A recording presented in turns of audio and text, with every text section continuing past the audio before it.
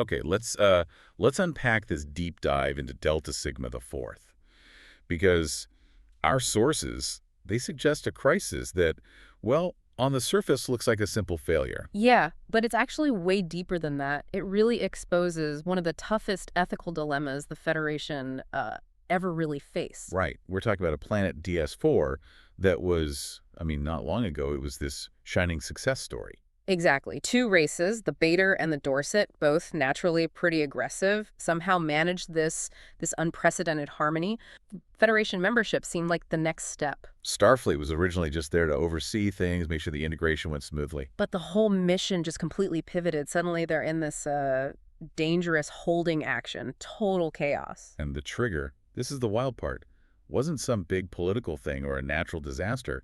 It was a single murder. Yeah, the sources point to this moment when El Bison El killed Unu of Huni, first murder on the planet in a century. And that just peeled back the layer, didn't it? Revealed their famous piece wasn't like some cultural achievement. No, it was, well, it turned out to be incredibly fragile. A thin veneer. Suddenly people are losing inhibitions, acting without reason. Just raw, primordial aggression breaking out everywhere. So our mission here is to figure out the true source of this madness, which is pretty shocking, and then weigh the really high-stakes, kind of ethically dodgy solutions the Starfleet team came up with. Yeah, dodge is a good word for it. This is where it gets fascinating, because the piece itself, the very foundation of their society, it wasn't real. It was manufactured. It all goes back to a native plant, the Liscum plant. This complaint. Yeah. Right.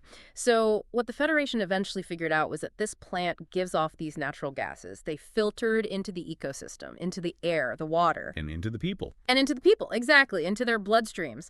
But it wasn't just making them drowsy or something simple. It was a complex chemical agent, had two really profound effects. Okay, let's break down that chemical twist, because it's like central to the whole catastrophe. What's the first effect? Well, the first one was devastating long term. It caused chromosomal changes. Basically, it sped up their life cycle. Sped it up. Meaning they died younger, much younger with each generation. So yes, they're peaceful, but their lives were getting cut shorter and shorter, like a slow-motion genetic time bomb. Okay, so that's awful. A hidden cost to the piece. They obviously needed to fix that. But what about the piece itself? How did the gas do that? That's the second effect. And it's crucial. The gas acted like a planetary narcotic. Oh, Natural one, yeah. Wow. It jacked up their serotonin levels way up. And that effectively just suppressed their natural aggressive tendencies. The Bader, the Dorset, they weren't naturally calm. They were chemically forced into being cooperative. Wow. So they were essentially like perpetually drugged by their own atmosphere. Pretty much, yeah. And this sets up the catastrophe. Starfleet Medical comes in, identifies the premature aging problem. They develop a cure, a serum. Their goal is noble, right? Cure this genetic decay. Stop them from dying young. Makes sense. But here's the kicker. In designing the serum to filter out the compound causing the aging, the gas's main negative effect, they accidentally completely neutralized the tranquilizing effect too. Oh, no. Yeah. They didn't just cure the aging, they flipped a chemical switch off for the entire population all at once. In a moment that serum got distributed. Boom. The DS4 citizens reverted instantly to their true natures. Aggressive, violent. And the sources are really clear on this. Yeah. These were adults who'd lived their whole lives in this artificial calm. They had zero experience managing rage, jealousy, violent urges. Exactly. The quote is, they had never had to deal with these emotions before. Can you imagine? Like having the emotional control of a toddler, but you're a grown adult, maybe with access to tools or weapons. Some of these instant chaotic madness. Total madness. That first murder, El Bison El killing Unu, that wasn't the cause of the breakdown. It was the first symptom of the cure working. Right. And once that dam broke, the government, the council, it just crumbled. It fractured immediately. Right down the old racial lines, Bader versus Dorset. Became totally ineffective. Suddenly the whole planet is leaning entirely on the Starfleet crew just to survive day to day. So the mission shifts again. Now it's about containment, security, led by Lieutenant Vale. Yeah, and it became incredibly dangerous. A pure holding action, just trying to minimize the damage against their own population, who are now enraged. Security teams were taking serious casualties. Like Ensign D'Amato, the sources mention him being severely injured. A sharpened pike. Yeah, hurled during a riot, wasn't expected to survive. It was brutal. And it wasn't just random violence. They were targeting infrastructure. Definitely. Riots were focused, vital utilities. Security teams escorting engineers found a power relay station, not just destroyed in an act of rage, but then booby-trapped with a bomb. Jeez. High stakes. Absolutely. And then you had these high-risk rescues, Lieutenant Van Zant's teams evacuating a hospital while it was being firebombed. Firebombed. Yep. The hospital. Yeah. Sources describe them pulling infants out of a nursery literally moments before the roof came down. The threat level was just total societal collapse. While all that hell is breaking loose planetside, Chief LaForge is dealing with his own crisis up on the ship. Right. Ship's basically crippled, warp engines offline. They found a cracked plasma injector, so they're stuck there, vulnerable, low on critical supplies. And standard Starfleet supply lines, they're not exactly quick, especially out there. Useless in this situation. LaForge, well, he's LaForge. He realized standard procedure wasn't going to cut it. Necessity, you know. You couldn't just wait for a quartermaster. Exactly. So he came up with this really unorthodox solution, kind of leveraged the messy reality of that sector of space. What did he do? He basically set up his own private trading network among nearby starships, other installations, swapping spare parts, components, materials, whatever they needed to keep the ship operational. And how did he manage the logistics? That sounds complicated. Well, who's good at navigating complicated, maybe slightly shady trade deals in that part of space? Don't tell me. Yep, a Ferengi named Dex. LaForge used him as a courier, a middleman, trading for the parts they desperately needed, kept the ship ready, kept them in the fight. That is, wow. The ultimate ethical gray area, right? Trading sensitive Federation tech, even spare parts, through a Ferengi just to survive. It really highlights the desperation, which brings us perfectly to the core ethical problem they face next. Dr. Crusher's potential solution. Right, because the chaos couldn't go on forever. Crusher felt responsible, didn't she? Since Starfleet medicine caused the problem. Deeply. She worked out a fix, chemically speaking. A new synthesized plant hybrid. The idea was to reintroduce a calming agent into the atmosphere. But different from the original Liscom. Yeah, critically different. This new version would suppress the aggression, mess with the serotonin again, but at a much lower dosage. Enough to keep the peace, but low enough to avoid the premature aging side effect. So basically swap the old drug for a new, safer drug. Exactly. And you can see why Crusher was so conflicted. The sources show she really struggled with this. Well, she felt like she was treating people who are not technically sick. She wasn't curing a disease. She was altering their fundamental nature. Again, Drugging them into good behavior. pretty much. And she worried about what else it suppressed. Not just violence, but maybe their creativity, their personality. The sources mention this observation about their architecture. Bland, uninspired. Yeah, bland, boxy, utilitarian. Was the price of planetary peace also cultural stagnation? That was her fear. Suppressed rage might also mean suppressed passion, suppressed art. That's a chilling thought, that their lack of aggression was tied to a lack of creativity. But Picard, he had the clock ticking. They couldn't just debate ethics forever. No, and Data ran the projections.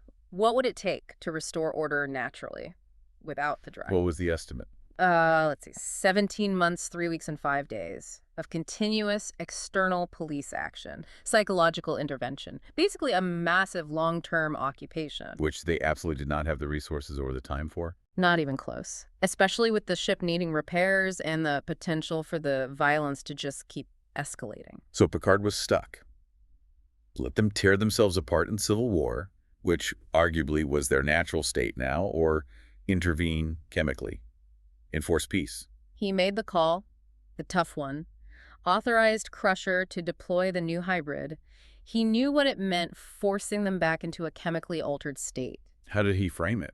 His official line was it was about buying them time, giving the DS4 people, quote, time to determine for yourselves how best to chart your planet's future. A temporary measure, maybe. But one that starts immediately. Crusher deployed it right away. Yeah, she kick-started it, used a concentrated device near the capital, Testani, created this visible pink haze, then Shuttle started atmospheric seeding orbits to cover the rest of the planet. There's this one really potent moment in the sources, isn't there? A medic asks Crusher. Yeah, asks when he'll feel the calming effect himself because everyone was on edge, and she just replies, when you stop feeling like you want to hit me, you'll know. Wow, that says everything about the situation. Just dark. Really dark. And while this planetary solution is rolling out, the personal costs are still climbing. especially for Commander Riker. Right, his father, Kyle Riker. He was there. He was a Starfleet tactician, turns out, and he felt responsible partly for the original medical mission going wrong. He joined Will to hunt down El Bisonel, the guy who committed that first murder. So, father and son hunting this killer amidst the chaos must have been intense. Incredibly. And complicated by their estranged relationship. Kyle apparently disabled Will's comms at one point to go after the target alone, believed one man can make a difference, that sort of thing. Trying to be the hero. Maybe trying to atone. They spent days working together, though, breaking up riots, pulling kids from burning buildings, trying to patch things up while the world burned around them. But that didn't end well. No. Tragically, it got cut short. There was a final confrontation, a melee in some small town. Kyle Riker, he took a phaser blast meant for Will. Sacrificed himself? Yeah. Sources describe a black sear mark on his back. Just gone. That's devastating. For Riker, personally. Profound loss. And it seemed to instantly shift things for Will. The sources say, like, immediately after his father's memorial service, he proposed to Deanna Troi. Wow, really? Yeah. Cited a need to resolve unfinished business. Facing mortality like that, it focuses the mind, I guess. Makes sense. But these personal events, they were also signs of bigger changes coming for the whole command team, weren't they? Definitely. Admiral Upton contacts Riker right around then, offers him his own command, a starship. Ah. So Starfleet might be thinking it's time to break up Picard's long-serving crew. Seems like it. And Crusher was also considering a big move, maybe becoming Surgeon General. The whole familiar structure of the flagship's bridge was starting to look shaky. Fracturing under the pressure of this mission. You could say that. But then the sources drop one last bombshell, a final piece of context that just reframes everything, especially the humanitarian aspect. What was that? That original medical research. The serum that cured the aging, but unleashed the rage. Yeah. It wasn't just about helping the DS4 people. Not according to Admiral Upton, no.